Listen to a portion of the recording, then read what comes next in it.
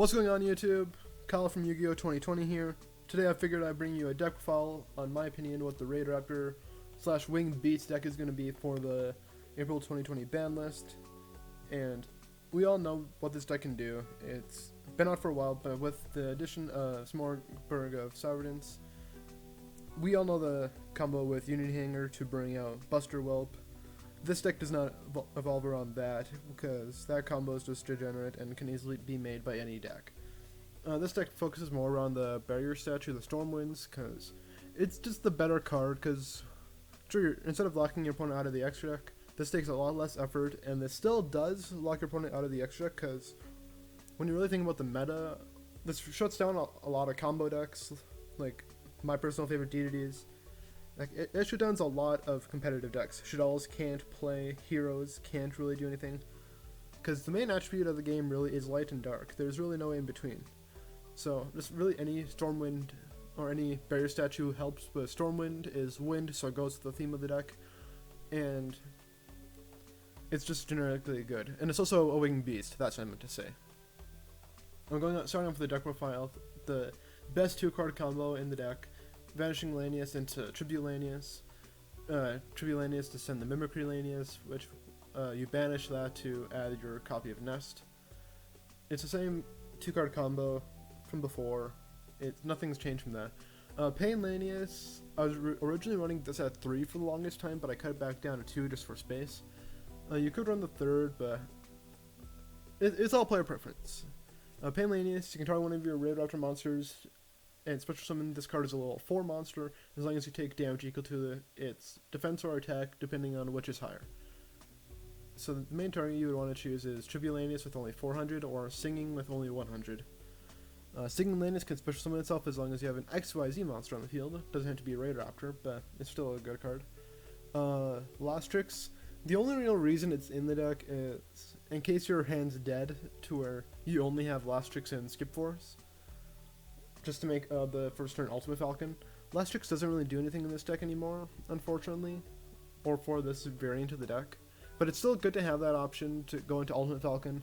That's why you run just the simple 2-card package of it. Next up, when I was searching for Winged Beast, I came across Danger Thunderbird.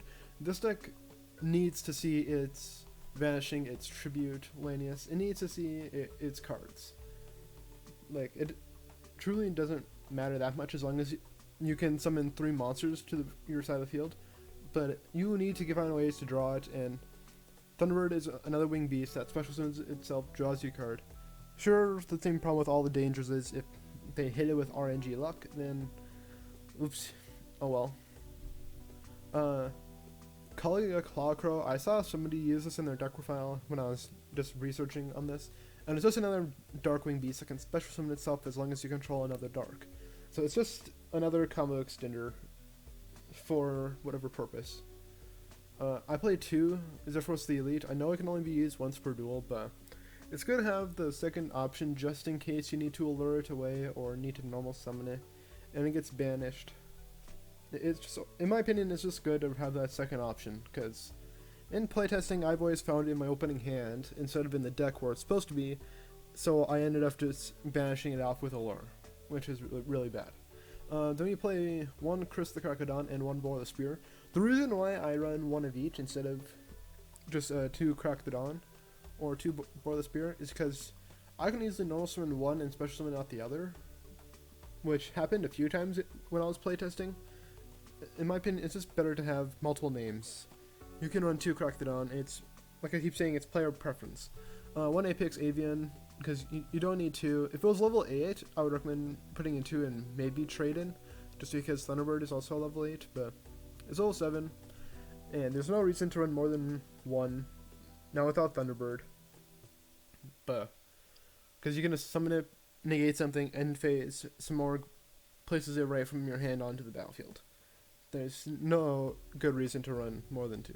And then of course our lockdown for the deck, Barrier Statue of the Stormwinds, simple. Just can't special summon from the extra deck except for winds. 3 Allure Darkness, because a good chunk of our deck is dark, so why not just run it. Swallow's Nest, this card came out a lot in testing, and it is extremely good. Because say I open up a Mimicry Lanius, I normal summon it, Swallow's Nest it away for a Vanishing Lanius, so it can summon another thing from my hand, or bring out a Blackwing to special summon one of these Blackwings, and then I can banish the Mimicry, banish, or to add Nest. It's honestly better than people think, because it summons any Wing Beast from the same level, so it's been an incredible card in testing. It's hard to put it into words, because there's so many different varieties of how it could be used, but it's just a really good card. And also it's now once per turn, and it's also an amazing out to Ash, because, well, it's either Ash or just any good hand trap, because, okay, I'm gonna throw the target away to somewhere else so you can't stop it and put it in the graveyard, like Effect Veiler. This is an interesting tech choice of mine. Like, I didn't know what this card existed before, but it's Unicorn Beacon. Select one remove from play level 5 or lower beast type or wing beast type monster. Remove from play one card from your hand and special summon the selected monster in attack position. So if anything, just banish a monster to bring back to monster born a banished monster, which most of the time is going to be your Mimicry Lanius. So if anything, just throw away a dead card in your hand, monster, or banish a dead card from your hand, bring back the Mimicry Lanius or anything else that got banished off of a lure. So if anything, in my opinion, this is just a good extender to combos, help get you back into combos. One Soul Shade Force and one Skip Force. It's obvious why you only run 2, because the only monsters you rank up into is use Soul Shade Force to rank up into Infinity, and the one Skip Force to make Ultimate Falcon. Like, there's really no other need to put any more rank up magics in this deck. It's already compact enough.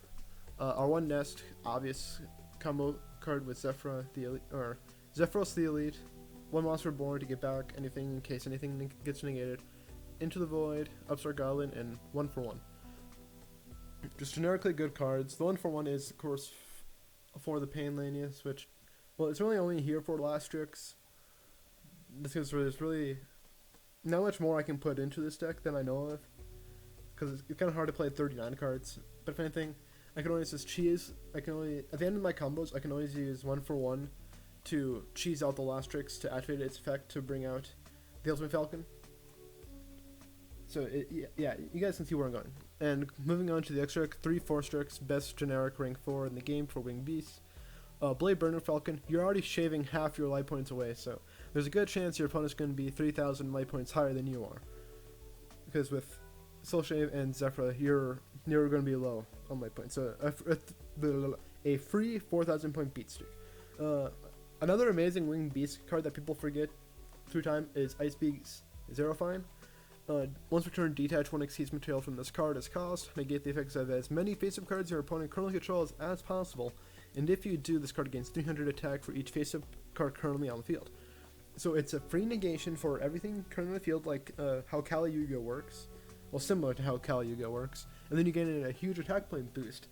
And with Yu-Gi-Oh being a huge combo-based deck now, it's either combo-based, break my board, or just typical Link meta.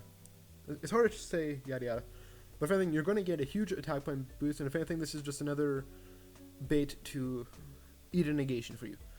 Castell, because it's a Winged Beast and a Wind, which you need for when you have your barrier locking you out of your own extra deck. And Castell can easily be made with 2 barrier statues. It's not hard, and also it's an old school card that just spins the card back to the deck. Abyss Dweller, your typical end card for your combos. Tornado Dragon, another good wind type Xyz monster to blow up back row. Infinity for negation.